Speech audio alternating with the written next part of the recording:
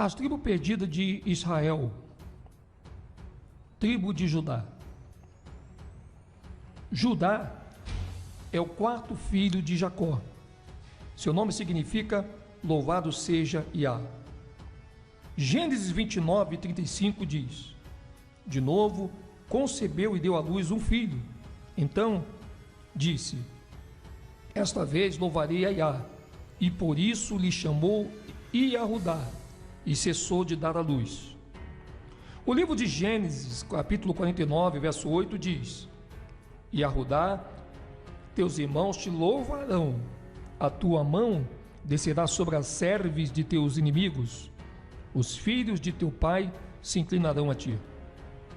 Os irmãos de Judá o louvarão. Então Yahushua viria de Judá, a tribo dos reis. Como é que as outras tribos louvaram a Judá?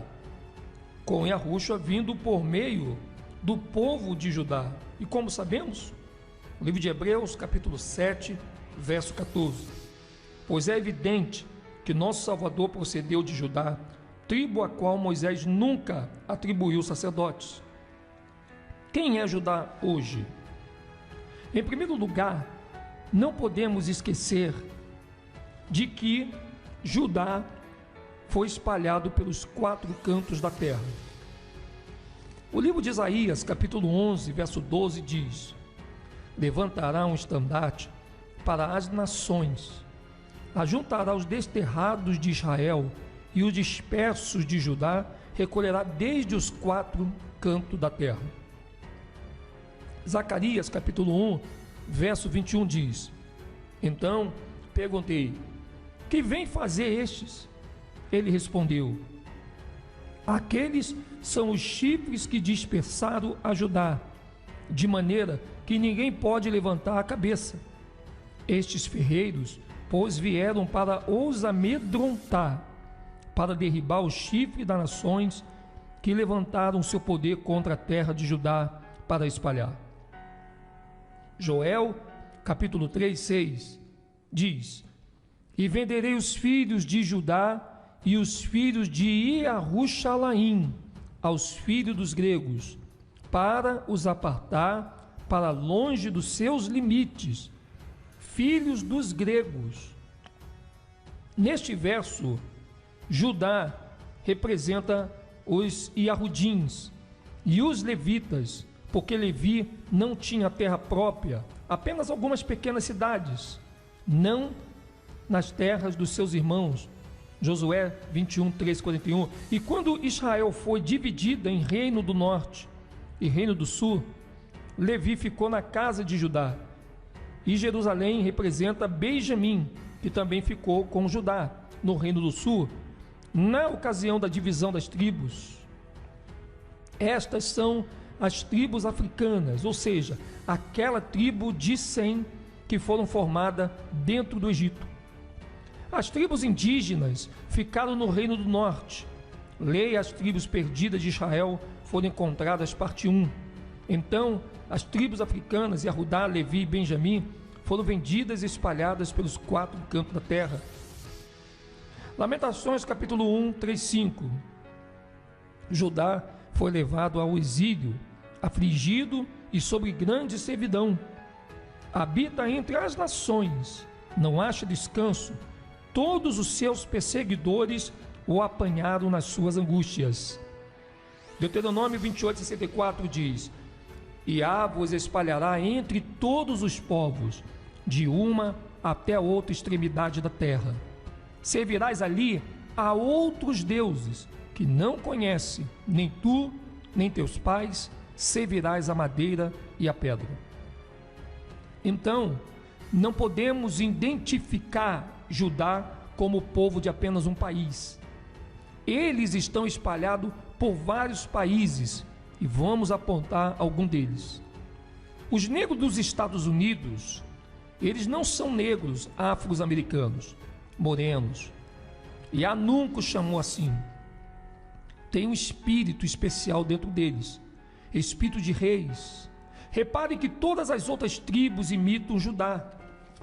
Não quero dizer que tenham algo especial acima de todos, porque, na verdade, todas as tribos são iguais no espírito. 12.000 de cada tribo irão reinar sobre os discípulos de Yahushua. Mas Yahudá tem o espírito de liderança. Quando o Judá se veste de certa maneira, todas as outras tribos o imitam. Nós vamos mostrar a parte da tribo de Judá que foi trazida para o Brasil. Os negros brasileiros têm uma cultura rica e vibrante. A capoeira é uma arte marcial trazida ao Brasil por escravos israelitas e do Brasil para 160 países, incluindo os Estados Unidos, Austrália, Nova Zelândia, Alemanha, França, Grécia, Rússia e China. Mais uma vez, Judá é admirado e copiado por seus irmãos e por outras nações. Nenhum esporte ou prática cultural levou tanto de um povo a outras nações como é o caso de nossa capoeira. Por exemplo, aqui no Brasil praticamos o boxe, o judô e o karatê, mas ninguém fala inglês ou japonês por conta disso. Dança-se o balé e o tango, mas não existe motivos para se especializar em francês ou espanhol, mas com a capoeira é diferente. Por conta dela, o português falado no Brasil tem sido falado em mais de 150 países. Seria muito superficial praticar a capoeira sem, por exemplo, compreender o real sentido de uma ladainha, de um corrido ou de uma chula. Segundo a Federação Internacional de Capoeira, a FICA, presidida pelo professor Dr. Sérgio Vieira, nossa capoeira já caminha para a segunda centena de países onde a prática já faz parte do cardápio anual de eventos culturais e desportivos. Os hebreus brasileiros se encaixam nas maldições de Deuteronômio 28, 15 e 68, através das favelas e cadeias, entre outras coisas. O Brasil tem a quarta maior população carcerária do mundo e a maior favela da América Latina, Rocinha, no Rio de Janeiro. A maior parte da população carcerária e das favelas tem pele negra. O livro de Apocalipse de Abraão, capítulo 32, verso 1, diz o seguinte: portanto, Abraão, presta agora atenção e olha, caminha contigo a tua 7ª geração. No verso 2 diz: eles vão para a terra estranha, lá serão feitos escravos e contra eles será praticado o mal, mesmo que seja apenas por uma hora dos tempos maus do mundo. Verso 3: eu, porém, jogarei aquele povo a que eles servem como escravos. A tribo de Judá, negros americanos, juntamente com Benjamim e Levi, os haitianos, foram vencidos e vendidos em cativeiro pelos africanos e os árabes para o chamado homem branco. Então, o homem branco os transportou em cadeias em navios negreiros para a América, para servir uma dura servidão como escravos. Eles vieram para a América em navios negreiros entre o início de 1500 e o fim de 1800. O livro de Salmos, capítulo 78, verso 2 diz: abrirei os lábios em parábolas e publicarei enigmas dos tempos antigos. Este verso de Salmo 78, verso 2, se refere a Yahushua, que era da tribo de Judá. O livro de Mateus, capítulo 3, verso 10 diz: então se aproximaram os discípulos e lhe perguntaram por que lhes fala em parábolas. Yahushua mostra que a compreensão adequada das Escrituras não foi dada nem mesmo à população de Israel, mas sim para os israelitas ordenados, cuja função era ensinar a Israel e guiá-los de volta ao Pai Celestial por meio de Yahushua. Livro de Mateus, capítulo 10, 5 e 7. Você pode conferir isso. O livro de Salmo 78, 3 diz: o que ouvimos e aprendemos, o que nos contaram nossos pais. O verso 4 diz: não o encobriremos a seus filhos, cantaremos à vindoura geração os louvores de Iá, e o seu poder e as maravilhas que fez. É função dos discípulos hebreus israelitas ordenados ensinar a verdade e a verdadeira compreensão de Yahushua e não esconder os mistérios de Yah, mas sim torná-lo claro para todos. O livro de Gênesis 49:8 diz: Judá, teus irmãos te louvarão. Teus irmãos te louvarão significa que todas as tribos de Israel louvarão a Judá por trazer-lhes a verdade e pelos riscos que assumiu para ajudar a livrá-las da opressão. O livro de Gênesis 49:8 diz: a tua mão estará sobre a cerviz de teus inimigos, os filhos de teu pai se inclinarão a ti. Por muitas décadas, os negros americanos têm arriscado suas vidas lutando contra o sistema político americano por justiça, igualdade, moradia, desagregação, emprego e educação. Eles marcharam por quilômetros, mantiveram vigílias, boicotes, lutaram contra a aplicação da lei, resultando em milhares deles serem queimados, lixados, metralhados, atacados por cães, espancados, chicoteados, estuprados, sodomizados, incendiados por bombas. E o mais importante é que Judá lutou para trazer a verdade para os israelitas. Além da mão de Judá está sobre a cerviz de seus inimigos, América, ele chocou o sistema político norte-americano para todos os tipos de benefícios. À medida que os negros norte-americanos começam a acordar e voltar para Iá, como Judá, eles estão desmascarando as mentiras de instituições educacionais e religiosas das Américas, ensinando a verdade das Escrituras, provando que Yahushua é negro e só morreu pela nação de Israel, e que os chamados negros e índios espalhados por toda a América são israelitas, e que também Yahushua morreu pelo povo branco, que é a igreja que Paulo foi pregar, e que todos aqueles que crê no Yahushua, eles serão transportados para o reino dos céus, que é o paraíso de Adão e Eva, cuja promessa foi feita para Adão, Eva e toda a sua posteridade. A tribo de Judá está fazendo o mesmo no Brasil.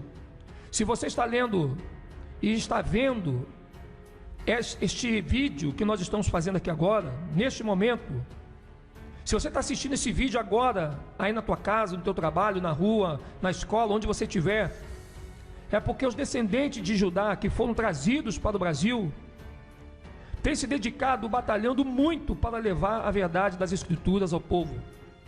Somos hostilizados e perseguidos pela sociedade, pelos racistas, pelo sistema, pelos religiosos que seguem a mentira ou se beneficiam dela.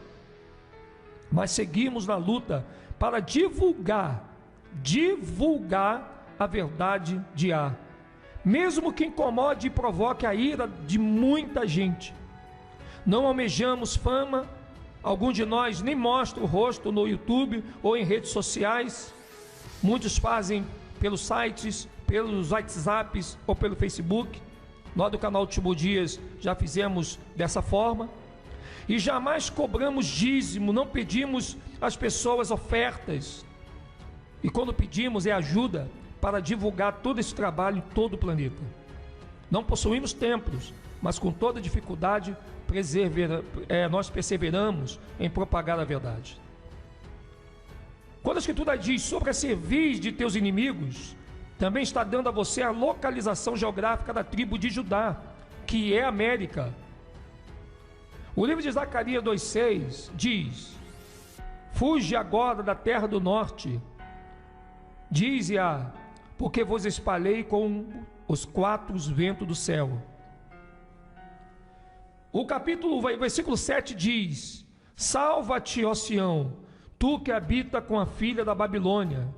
A filha da Babilônia, todo mundo sabe que é os Estados Unidos. Jeremias 16, 14 e 15 diz: portanto, eis que vem os dias, diz Yah, em que nunca mais se dirá, tão certo como vive Yah, que fez subir os filhos de Israel do Egito, mas tão certo como vive Yah, que fez subir os filhos de Israel da terra do norte, que hoje é a América, e de todas as terras para onde os tinham lançado, Brasil, África e outros lugares, pois eu os farei voltar para a sua terra, que dei a seus pais. O livro de Jeremias 3,18 diz: naqueles dias andará a casa de Judá com a casa de Israel, e virão juntas da terra do norte para a terra que dei em herança a vossos pais. Se essa passagem de Jeremias 3,18 diz que o povo de Judá só voltaria para sua casa junto com as outras 10 tribos, como que em 1948 eles voltaram sozinhos para Israel? O capítulo 8 está dizendo o seguinte: filha da Babilônia, que é América, que hás de ser destruída, feliz aquele que te der o pago do mal que nos fizeste. Essa profecia diz que os filhos de Edom são os filhos da Babilônia, na América do Norte, e Judá estaria habitando ali em cativeiro. O livro de Jeremias 49,8 diz: Judá, teus irmãos te louvarão, a tua mão estará sobre a cerviz de teus inimigos, os filhos de teu pai se inclinarão a ti. No fim, todas as tribos de Israel louvarão e se inclinarão diante de Judá, porque elas não reconhecerão que Judá é a tribo cabeça e lutou para ensinar a verdade para Israel, mas eles vão reconhecer um dia, isto é, principalmente devido a Yahushua. O livro de Zacarias capítulo 12, verso 7 diz: Iá salvará primeiramente as tendas de Judá, para que Jacó e a casa de Davi e dos habitantes de Jerusalém não sejam exaltadas acima de Judá. Embora os negros norte-americanos tenham lutado por muitas causas e tragam muitas mudanças para o benefício de todas as outras tribos de Israel, maior escolaridade, melhores empregos, melhores condições de moradia e muitos outros benefícios, as tribos de Israel zombaram e esnobaram o negro americano. Eles menosprezaram e insultaram os negros americanos, chamando de preguiçosos, ladrões, vagabundos, chamando-os de estúpidos. Portanto, Yahweh prometeu que vai salvar Judá primeiro, dando-lhe a compreensão das escrituras para ensinar. Assim como nós, os negros brasileiros, temos feito neste e em outros blogs, em outros vídeos hebreus, no YouTube, em redes sociais, para reunir as outras tribos de Israel no WhatsApp, em todas as plataformas, sob Yahushua. Assim todos os israelitas reconhecerão Judá como a tribo cabeça. Gênesis 49:9 diz: Judá é leãozinho, da presa subsiste e subiste, filho meu. Encurva-se e deita-se como leão e como leoa. Quem o despertará? Judá é leãozinho, ou seja, a tribo de Judá é como leão poderoso e destemido. Da presa subiste, meu filho, assim como o filhote de leão está caçando a presa, e em seguida dá-se o caçar e se distrai. A presa são os inimigos, o chamado homem Askenazes, os judeus da ONU, os Illuminatis, maçons e todas as outras nações. Mas Judá deixou de ir atrás da presa, deixando a verdade das escrituras e se distraiu. Enganou pelas filosofias de seus inimigos, a religião do cristianismo, islamismo, judaísmo e todos os outros ismos do terror das águas abissais do sistema religioso. O crime, o tráfico de drogas, matando-se uns aos outros, assim eles deixaram de caçar seus inimigos. Encurva-se, ou seja, assim como um leão se inclina com a intenção de atacar e devorar sua presa, da mesma forma, nas décadas de 40, 50 e 60, os negros americanos inclinaram-se. E como leoa significa que Judá, este jovem leão poderoso, estava distraído de seu propósito por infiltração de drogas na comunidade negra, como uma leoa se cansa e desiste da caça, assim como os vários grupos militantes negros. A infiltração e dependência de drogas fizeram com que Judá baixasse as armas e tornasse complacente na sociedade, Esta foi uma trama diabólica dos judeus sionistas, da ONU, da Sociedade Secreta Illuminati, da CIA e do FBI. Quem o despertará, diz o texto? Somente Iarro pode despertar, somente Yahushua pode despertar o espírito do povo preto, com a verdadeira palavra, com a promessa, e tomar Israel. Em Zacarias 12:7, Iarro prometeu ajudar despertar-se, salvando suas tendas. Primeiro, pela compreensão adequada das Escrituras. O livro de Ezequiel 37:1 diz: veio sobre mim a mão de Iarro, ele me levou pelo espírito de Iarro e me deixou no meio de um vale que estava cheio de ossos, e me fez andar ao redor deles. Eram muito numerosos na superfície do vale e estavam sequíssimos. Esses ossos representam as tribos perdidas de Israel. São os israelitas que perderam a noção de quem são. Não têm conhecimento da sua nacionalidade, da sua história, de seus costumes e suas crenças originais. Estão mortos espiritualmente porque não sabem quem são. Não sabem da aliança que Iarro fez com eles. Desconhece a lei e os mandamentos que foram destruídos a seguir, e nem sequer sabem quem é Yahushua. Acreditam em um falso Deus e seguem religiões enganosas e mentirosas como o catolicismo, protestantismo, judaísmo, islamismo e todos os outros ismos, como espiritismo, como o budismo, hinduísmo. Alguns não são muitos religiosos, mas idolatram os astros do cinema, da música, da TV. Estão cegos, alienados pela mídia, pela TV, futebol, balada, bebidas, drogas, promiscuidade, ambição, interesses financeiros, vaidades, drogas e etc. São ossos secos porque estão espiritualmente mortos. Mas Iá vai despertá-los, começando pela tribo de Judá. Então me perguntou Ezequiel 37:3, filho do homem, acaso poderão reviver esses ossos?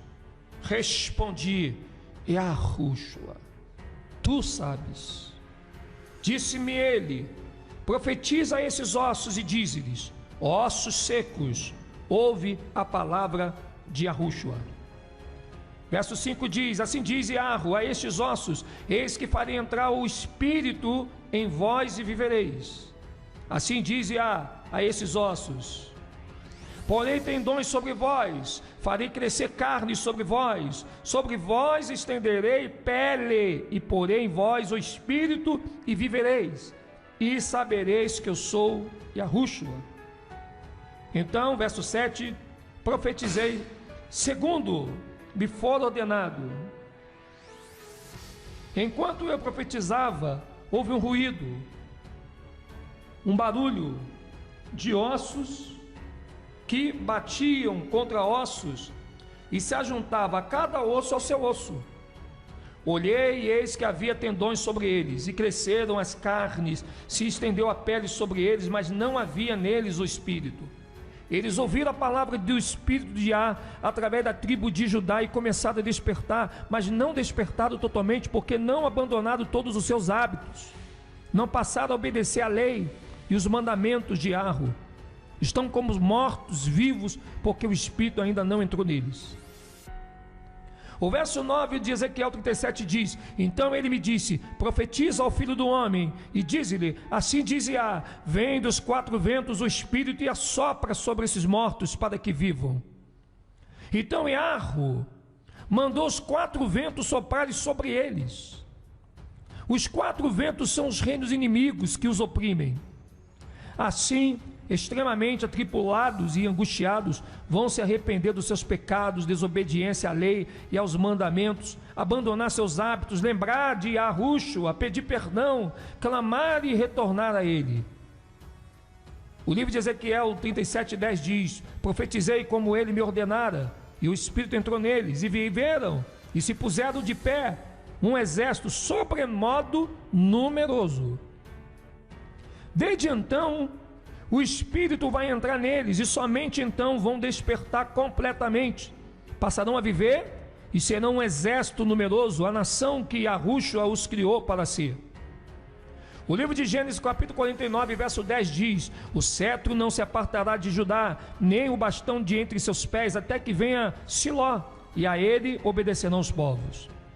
O cetro não se apartará de Judá significa que a regência, reinado, continuará sendo da tribo de Judá. E Yahushua, o rei dos reis, ele vem da tribo de Judá, e a ele obedecerão todos os povos. Nem o bastão de entre seus pés significa que os reis serão sempre os descendentes de Judá. O Kohen Gadol, o sumo sacerdote, e Yahushua vem da tribo de Judá. Até que venha Siló, quer dizer e significa pacífico. Siló significa passivo, que é Yahushua.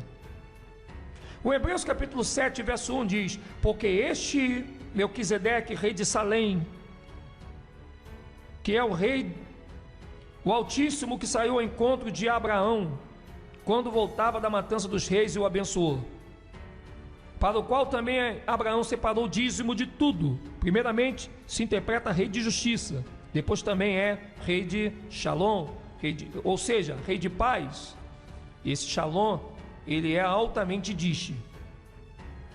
Sem pai, sem mãe, sem genealogia, que não teve princípio de dias, nem fim de existência, entretanto feito semelhante ao filho de Iá, permanece como sacerdote perpetuamente. O livro de Hebreus 7 explica como Yahushua veio segundo a ordem de Melquisedeque. Yahushua é o príncipe de paz, bem como nosso sacerdote, ou sumo sacerdote perpétuo. Então, até que venha Siló significa quando o Siló vier, antes da vinda de Yahushua, era a tribo de Levi, que segurava o cetro, a regência, desde o dia dos Macabeus, durante o ministério de Yahushua. O sumo sacerdote era Caifás, um levita. Você vai ver isso em João 18:13. O historiador Flávio Joséfo registrou como Levi regia Israel sob o domínio de Roma. No entanto, quando Yahushua veio, o cetro foi entregue à tribo de Judá. Gênesis capítulo 49:10 diz: e a ele obedecerão os povos. Significa que Yahushua deve ser coligação de Israel. O livro de Zacarias 12:7 diz que salvará as tendas de Judá. Em primeiro lugar, portanto, Judá seriam os primeiros professores de Yahu, levando Yahushua a Israel. Como temos feito nesses e em outros vídeos que nós temos postado no YouTube e em redes sociais. Isso também prova que as 12 tribos de Israel não podem ser compradas, obtidas ou salvas, exceto por meio de Yahushua. Não adianta movimento afrocentrista, não adianta líderes revolucionários, nem políticos, projetos sociais, nada disso. Somente Yahushua será a salvação desse povo. O livro de Isaías 53:10 diz: todavia a Iá agradou moê-lo, fazendo-o enfermar. Quando der ele a sua alma como oferta pelo pecado, verá a sua posteridade e prolongará os seus dias, e a vontade de Yahu prosperará nas suas mãos. Verso 11 diz: e ele verá o fruto do penoso trabalho de sua alma, e ficará satisfeito. O meu servo justo, com o meu conhecimento, justificará muitos, porque as iniquidades deles levará sobre si. O livro de Atos, capítulo 10:36 diz: a palavra que Yahu enviou aos filhos de Israel, anunciando-lhes a paz por meio de Yahushua. Tudo isso é dito em relação a Yahushua, da tribo de Judá.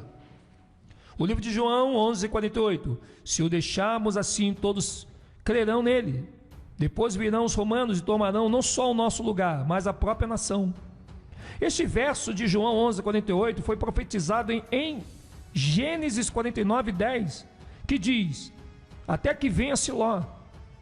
E Yahushua veio, morreu pelos pecados de Israel, ressuscitou e subiu aos céus 70 anos depois, segundo os livros romanos, e sitiado Israel e tomado não só o lugar de Judá, como também os líderes religiosos de sua nação, levando os cativos. O livro de Hebreus 7,14 diz: pois é evidente que o nosso mestre Yahushua procedeu de Judá. Gênesis 49:11 diz: ele amarrará o seu jumentinho à vide, e o filho da sua jumenta à videira mais excelente. Lavará as suas vestes no vinho e a sua capa em sangue de uvas. Livro de Mateus 21:2 diz: ide à aldeia que aí está diante de vós, e logo achareis preso o jumento, e com ela um jumentinho. Desprendei-a e trazei-mos. Zacarias 9:9 diz: alegra-te muito, ó filha de Sião, exulta, ó filho de Jerusalém. Eis aí te vem o teu rei, justo e salvador, humilde, montado em jumento, no jumentinho, cria de jumenta. Para que saiba que os que dizemos não é apenas nossa opinião, e sim a verdade.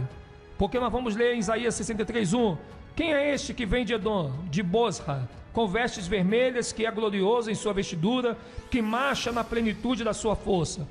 Sou eu que falo em justiça, poderoso para salvar. Bosra era a capital de Monte Seir, onde os edomitas se encontravam antes de cair sobre Alexandre o Grande, que começou a conquistar toda a terra. E Yahushua passará por Edom. Vestes vermelhas significa que não era a sua cor original, mas quando matou, o tecido branco foi manchado de vermelho. Quem é glorioso em sua vestidura? O rei de Judá, Yahushua. Quem fala em justiça e é poderoso para salvar? Este é Siló, Yahushua, nosso Salvador. Isaías 63:2 diz: porque está vermelho o traje, e as tuas vestes como as daqueles que pisam uvas no lagar. Então a pergunta é: se Yahushua voltou trajado de branco, por que suas vestes estão vermelhas? Isaías 63:3 diz: o lagar eu o pisei sozinho, e dos povos nenhum homem se achava comigo. Pisei as uvas na minha ira, no meu furor as esmaguei, e o seu sangue me salpicou as vestes e me manchou o traje todo. Ele passou por Edom e viu que todas as sociedades estabelecidas na terra não estavam com ele. Todas as potências estabelecidas, tratando de clamar a Cristo, não está com ele. Então o que ele vai fazer? Pisá-las, esmagá-las. Você está lendo sobre esse Messias em sua igreja? Você pode se aborrecer comigo por estar te apresentando, mas é Yahushua que está nas Escrituras. Eu te digo, leia as Escrituras. Yahushua vai voltar para a guerra. As potências que governam esta terra hoje não as darão. Satanás está ligado às potências da terra, Terron está ligado às potências da terra, e ele não quer entregar o poder que exerce sobre a terra, e vai haver uma guerra mundial. E adivinha, quem será o perdedor? Sim, você entendeu? As potências que têm estabelecido seus exércitos, elas vão perder, e Yahushua vai vencer e restabelecer a Jacó outra vez. O livro de Gênesis 49:11 diz: lavará suas vestes no vinho e sua capa em sangue de uvas. Isso significa que Yahushua vai destruir as nações edomitas. O livro de Gênesis 49:12 diz: os teus olhos serão cintilantes de vinho. Yahushua vai destruir todo o império dos judeus da ONU, todo o império dos Illuminatis, maçons, os religiosos cristãos, católicos, judeus, islamitas, que mentem para o povo, dando uma religião, trazendo um evangelho ou uma promessa que não foi lhe mandado dar. Os olhos cintilantes de vinho significa que Yahushua beberia tanto vinho, derramaria sangue, que seus olhos ficariam vermelhos. O livro de Mateus 11:19 diz: veio o filho do homem que come carne e bebe vinho, e dizem: eis aí um glutão e bebedor de vinho, amigo de publicanos e pecadores, mas a sabedoria é justificada por suas obras. Então, este que bebe vinho é Yahushua, e quando voltar ele, vai derramar o sangue dos judeus askenazes, daqueles que debocharam e que fizeram muito mal ao povo na terra. O livro de Daniel, capítulo 10, versos 5 e 6 diz: levantei os olhos e olhei, e eis que um homem vestido de linho, cujos ombros estavam cingidos de ouro puro de ufaz, o seu corpo era como berilo, o seu rosto como relâmpago, os seus olhos como tocha de fogo, os seus braços, os seus pés brilhavam como latão polido, e a voz das suas palavras eram como o estrondo de muita gente. Corpo como berilo significa que estava vestido de verde. Olhos como tocha de fogo significa que seus olhos estavam vermelhos, vermelho de vinho, ou seja, derramou sangue para a justiça. Braços e pés como latão polido. Latão polido é um metal escuro, refinado em brasa. Isso significa que a Yahushua tem pele negra. O livro de Apocalipse, capítulo 1, verso 13 e 15 diz: e no meio dos candelabros, um semelhante a filho do homem, com vestes talares e cingido, à altura do peito com uma cinta de ouro. A sua cabeça e cabelos eram brancos como a alva lã, como a neve, os olhos como chama de fogo, os pés semelhantes ao bronze polido, como que refinado numa fornalha, e a voz como a voz de muitas águas. Cabelo como lã são cabelos crespos, como o cabelo dos negros. Cabelos brancos como a neve são como os cabelos dos anciões. Olhos como chama de fogo são os olhos vermelhos, vinho, por causa do sangue derramado para a justiça. Pés semelhantes ao bronze refinado em fornalha significa que a Yahushua tem pele preta. Caso contrário, ele não seria comparado a metais escuros como bronze e latão, e sim como o metal mais nobre, que é o ouro. O livro de Apocalipse, capítulo 4, verso 3 diz: e esse que se acha sentado é semelhante no aspecto à pedra de jaspe e de sardônio. A cor do jaspe e do sardônio é marrom. Algumas pedras chegam a ser bem escuras. Isso é a mais uma referência à pele negra ou preta de Yahushua. O livro de Ezequiel, capítulo 1, verso 27 diz: e via como a cor de âmbar, como a aparência do fogo pelo interior dele ao redor, desde o aspecto dos seus lombos e daí para cima, e desde o aspecto dos seus lombos daí para baixo, vi como a semelhança de fogo em esplendor ao redor dele. Apesar de aparentar em cristal ou pedra preciosa, o âmbar é uma resina de árvore que se tornou fóssil. Sua cor só pode ser referência à pessoa de pele preta. E Yahushua pertencia à tribo de Judá, que era uma tribo africana, ou seja, que foi uma tribo formada pela África devido a sua mãe também ter origens africanas. Se a mãe de Judá era uma africana, como que os judeus hoje são caucasianos? As primeiras mulheres mencionadas na genealogia de Yahushua eram descendentes de Cã, povo africano de pele preta. Tamar, Rabi, Ruth, Batseba, Miriam, mãe terrena de Yahushua, são mencionadas em sua genealogia. Mateus capítulo 1, do verso 1, 16. Tamar era cananeia, negra. Ela engravidou de Judá e teve 2 filhos gêmeos, Zerá e Pérez, formando a tribo de Judá, que são os antepassados do rei Davi, de José e Miriam, os pais terrenos de Yahushua.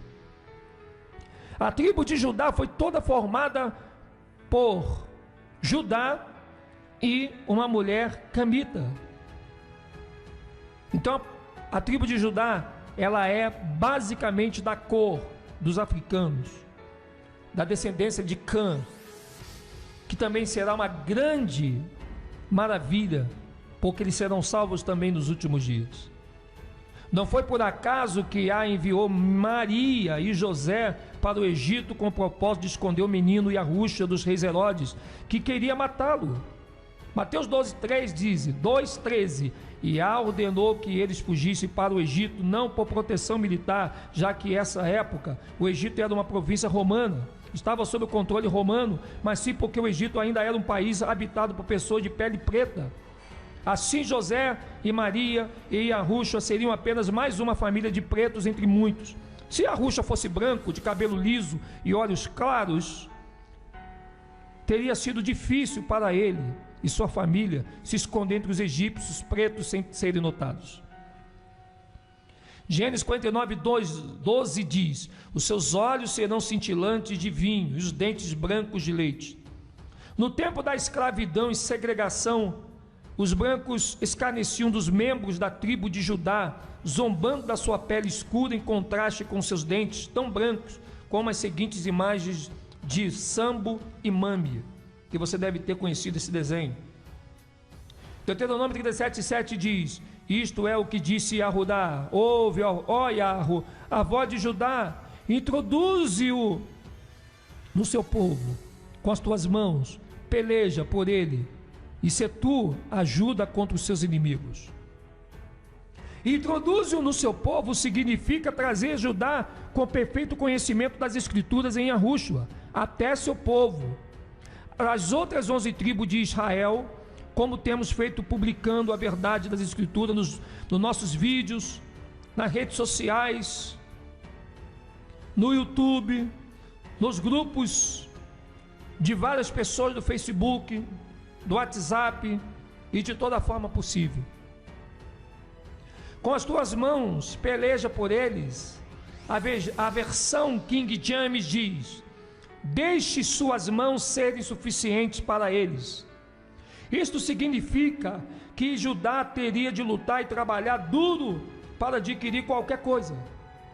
Os pretos norte-americanos e brasileiros literalmente construíram os Estados Unidos e o Brasil, auxiliando nas muitas construções e invenções reivindicadas pelo chamado ingleses e franceses, judeus askenazes, ou simplesmente senhores dos engenhos e senhores escravagistas. Se tu ajuda contra os teus inimigos, se não fosse a ajuda de Yahô, os negros norte-americanos e os pretos brasileiros seriam totalmente destruídos pela turbulência do navio negreiro, a dura escravidão na América, a guerra civil, os lixamentos e queimaduras pela Ku Klux Klan, a infame experiência epidêmica quando Yahudá foi infectada com sífilis, má alimentação, saúde precária, tráfico de drogas em sua comunidade e outras coisas. Todas as nações que sofreram nas mãos dos chamados homens escravagistas receberam algum tipo de reparação. Mesmo 11 das tribos de Israel têm um tipo de pátria atribuída a eles, como as reservas indígenas, por exemplo, menos Judá. Os pretos norte-americanos e do Brasil ainda não receberam os 40 hectares e 2 mulas que o governo americano lhes prometeu. Os pretos brasileiros saíram de senzalas e foram jogados nos morros, favelas e cortiços. Jeremias 22:13 diz: ai daquele que edifica a sua casa, Estados Unidos, Brasil, com injustiça, e os seus aposentos sem direito, que se vale do serviço do seu próximo sem paga e não lhe dá o salário. O livro de Jeremias 121:13 diz: porque, ó Judá, segundo o número da tua cidade são os teus deuses, segundo o número das ruas de Israel, levantaste altares para vergonha, isto é, para queimares incenso a Baal, Terrom. Em todas as ruas que os negros norte-americanos e brasileiros se estabeleceram, eles levantam templos, adorando essas vergonhas, imagem do Jesus Cristo branco, que na verdade é César de Borgia, gritando aleluia, ou seja, louvando a Baal, louvando a Terrom.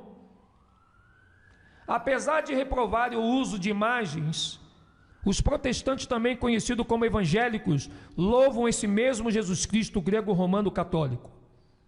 Embora Yah tenha ajudado seu povo nos momentos de necessidade, Deuteronômio 33:7 é uma profecia sobre os pretos norte-americanos e os pretos brasileiros que vão se arrepender de sua desobediência, retornar como tribo de Judá, da nação de Israel, ensinar as 12 tribos de Israel quem eles são e conduzi-las a Yahushua.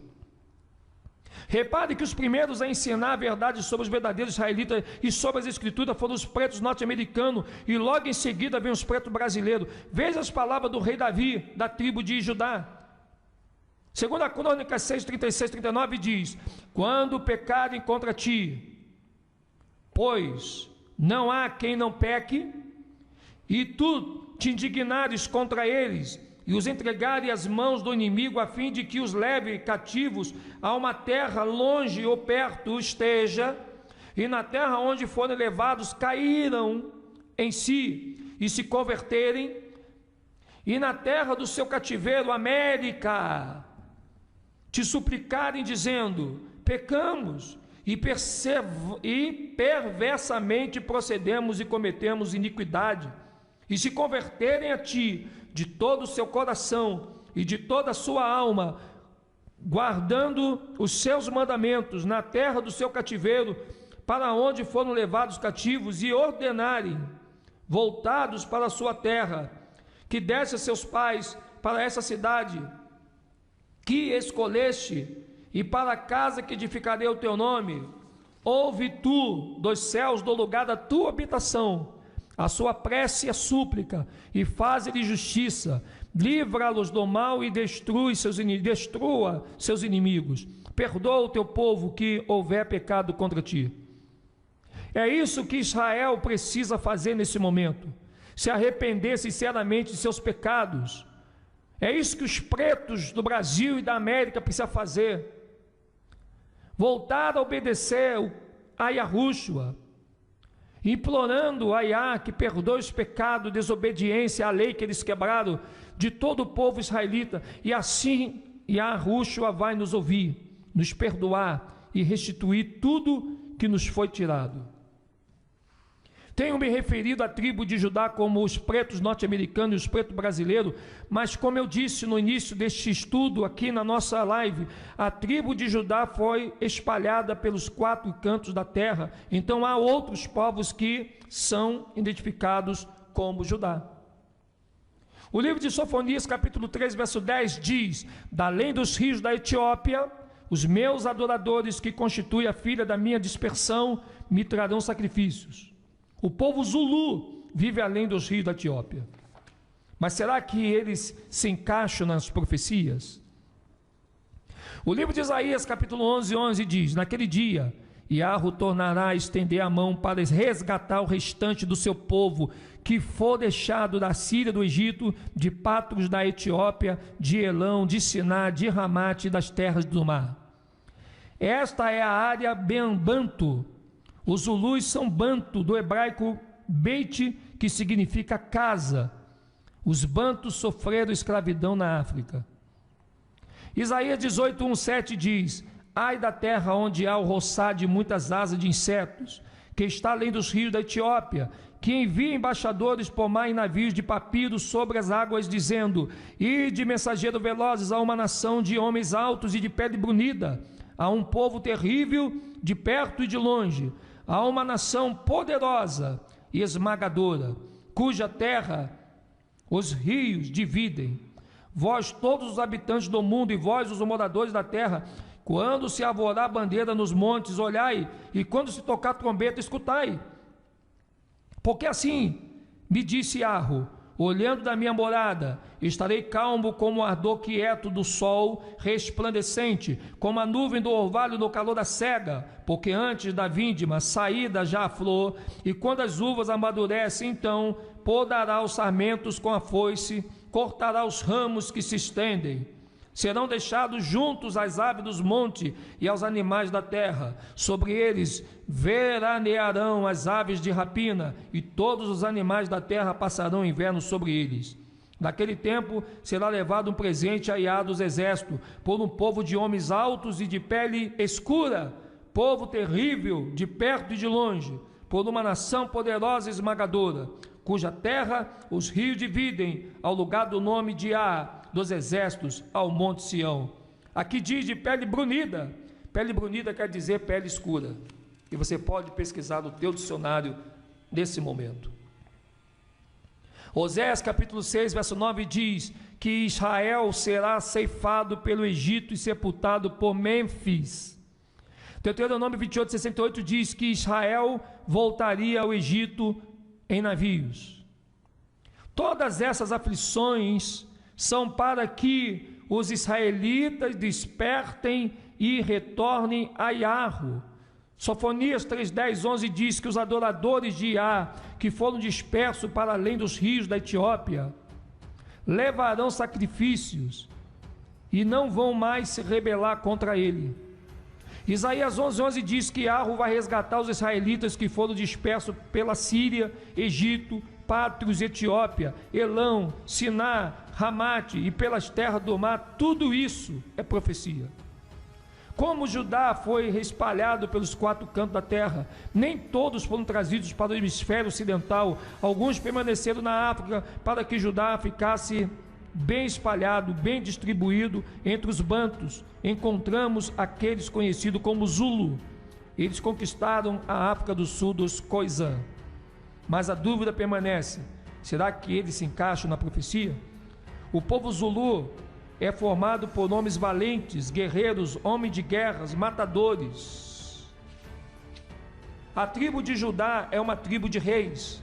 Se você pesquisar sobre Shaka Zulu, verá que ele usava uma coroa em sua cabeça. A palavra ramita Zulu deriva da palavra hebraica Zul, que significa desprezado, antipático, perigoso, vil, impiedoso. A raiz desta palavra é Zalal, que significa agitar fortemente. Além do hebraico, os israelitas falavam aramaico e os Zulu também falavam nesse dialeto. Conhecimento: em tempos, o aramaico é mandar. Deus em aramaico é Elá. Então, temos mandar Elá, ou Mandela, que significa conhecimento de Deus. Isto nos lembra o líder negro Nelson Mandela, que vocês devem ter ouvido falar desse nome. Os Zulu falam o aramaico, também conhecido como dialeto galileu. Mateus 26, 73 e Atos 2, 7. Esta é mais uma evidência de que fazem parte de uma das tribos de Israel. Os inimigos que atacaram e escravizaram e oprimiram Judá, norte-americanos e brasileiros, fizeram o mesmo com o povo Zulu, mas como eles também fazem parte da tribo de Judá, são guerreiros e conseguiram muitas vitórias na luta contra a segregação.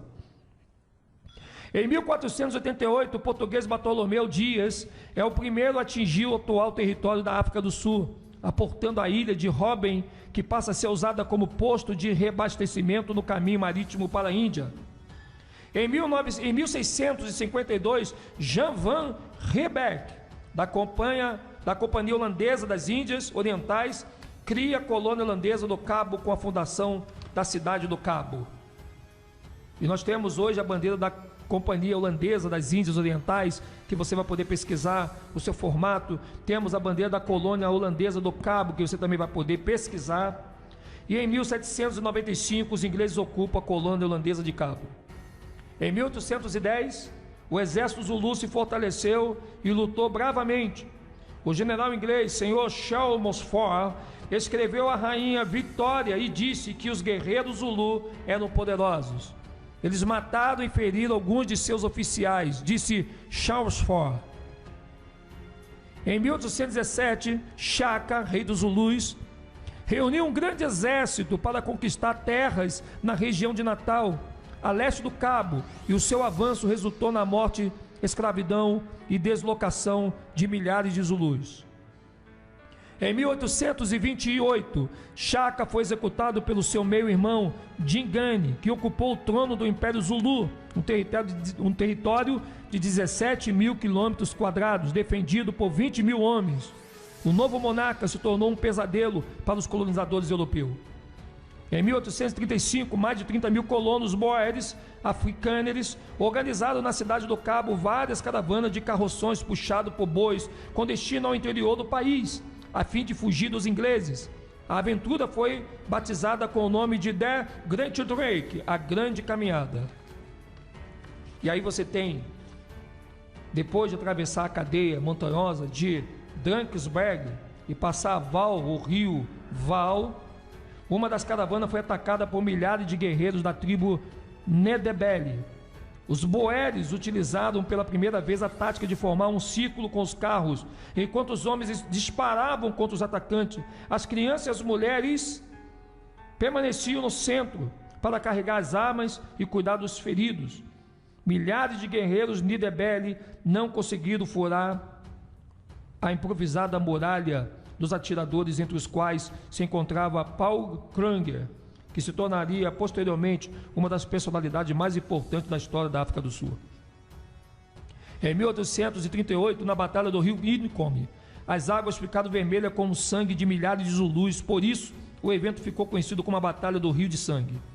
Em 1879, os Zulus tombaram as centenas antes de alcançarem as linhas de fogo inimigas durante a guerra Anglo-Zulu. A derrota representou o final do Império Zulu. Em 1880, a Primeira Guerra Boer. Em 1899, a Segunda Guerra Boer, que vocês vão achar dos livros de história. Em 1949, o Estado aprovou uma lei que proibia os casamentos mistos para garantir a pureza da raça branca. Um jovem advogado chamado Nelson Mandela entrou na comissão do Partido do Congresso Nacional Africano, que você conhece como a CN, divulgado pela mídia televisiva.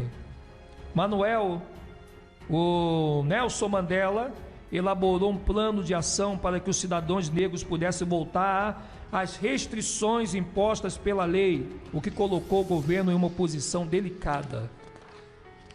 E aí, em 1960, a polícia disparou indiscriminadamente contra a multidão e matou 69 manifestantes que protestavam contra o apartheid, que realojou a população de pele negra nos guetos de Sharpeville e Soweto e os proibiu que circulassem livremente, sem levar o passe obrigatório.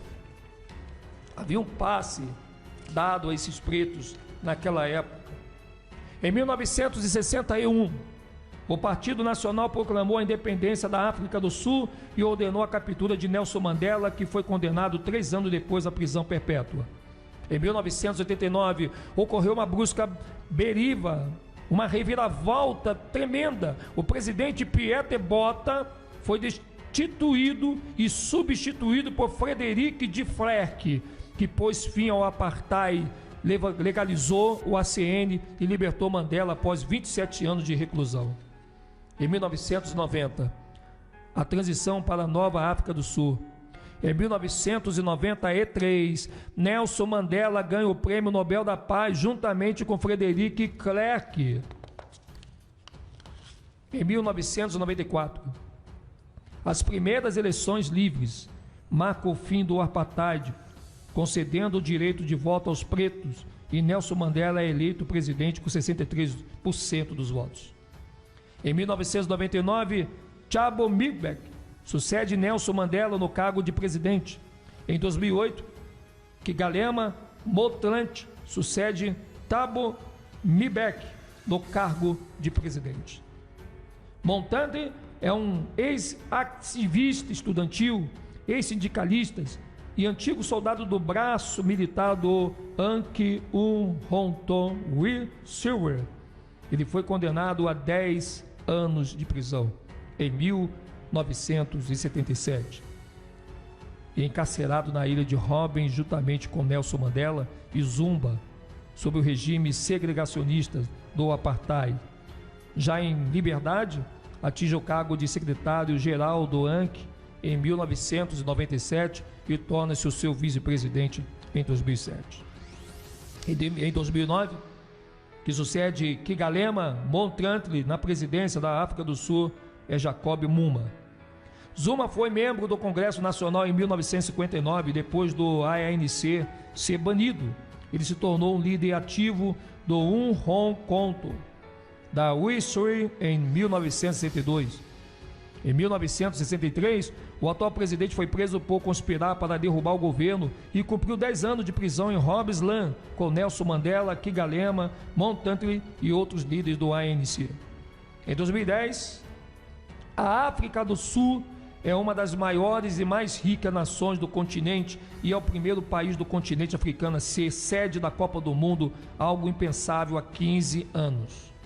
Já identificamos Rubens, que são os índios seminoles da Flórida, e os aborígenes australianos, Simeão, que são os dominicanos, Levi, que são os haitianos, e Judá, que são os pretos brasileiros e os pretos norte-americanos dessa terra. Eu sou Edson Silva História, esse é o canal Últimos Dias, e que a Ruxa possa carregar você na palma de suas mãos.